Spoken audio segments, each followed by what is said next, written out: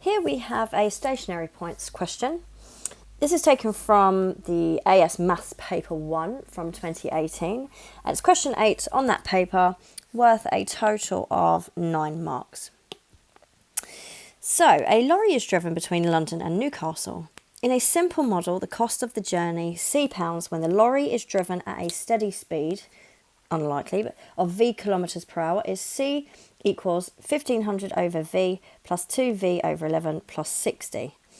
A. Find, according to this model, 1. The value of v that minimises the cost of the journey. 2. The minimum cost of the journey, where solutions based entirely on graphical or numerical methods are not acceptable.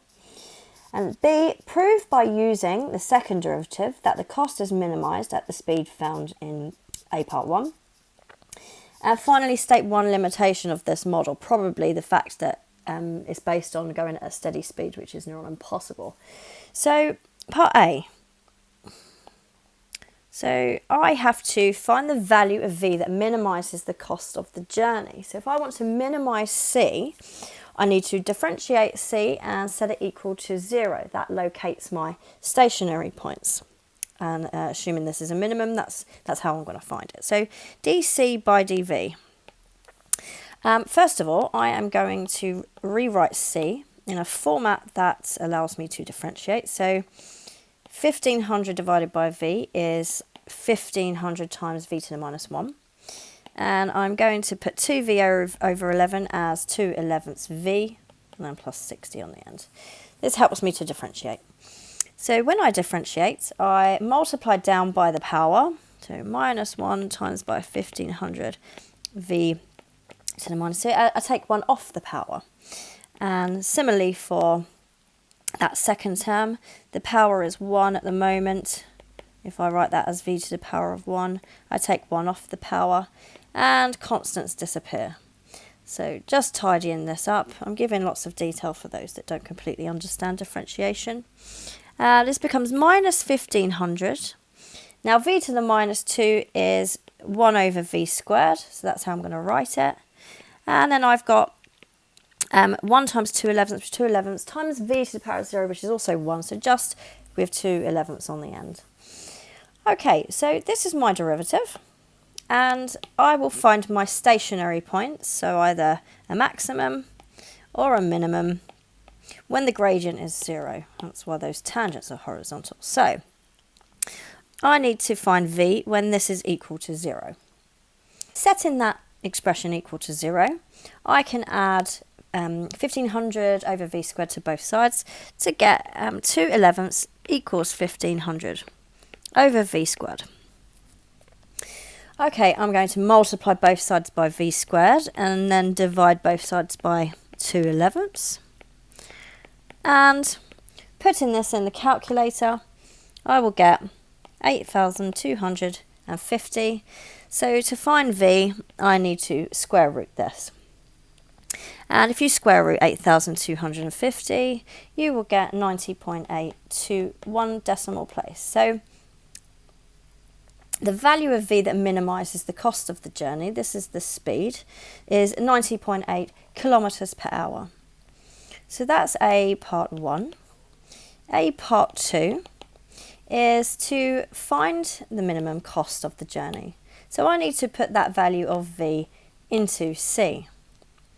So minimum value, we're assuming that this is a minimum, by the way. We've only found one v value, so it kind of suggests that that's going to be the minimum.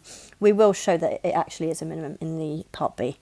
So what is C at this v value? So 1500 divided by 90.8, and then plus 2 times 90.8 over 11 plus 60 will give me my minimum cost of £93 and 3 pence to the nearest penny.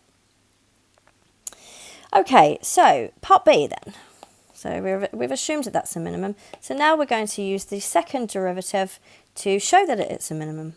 So let's differentiate again. So looking at my derivative from here, I can differentiate this. So let's write dc by dv in a new format. So dc by dv is equal to minus 1500 v to the minus 2 plus 2/11. So I can differentiate this. So I am multiplying down by the power, and I'm taking 1 off the power, and constants disappear. So tidying this up, I'll get 3000 v to the minus 3, which is 1 over v to the power of 3. So it's 3000 divided by v cubed. Okay, now the second derivative is positive at minima and negative at maxima. So if I put my v value that I found in the first part, so where I located my minimum, or what we thought was going to be a minimum, if I put that v value into here, I need to decide whether it's positive or negative. Now, I don't actually need to find the value because I can see if v is positive, v cubed is positive, this will be positive when v is positive, i.e. when v equals 90.8. Okay, so that proves that our point found in the first part of the question was a minimum.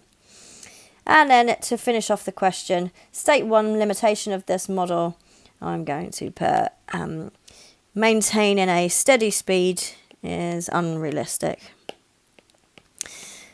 And that's just for 1 mark. And that concludes the question. So check out studyworld.com for more if you want to find some more optimization problems.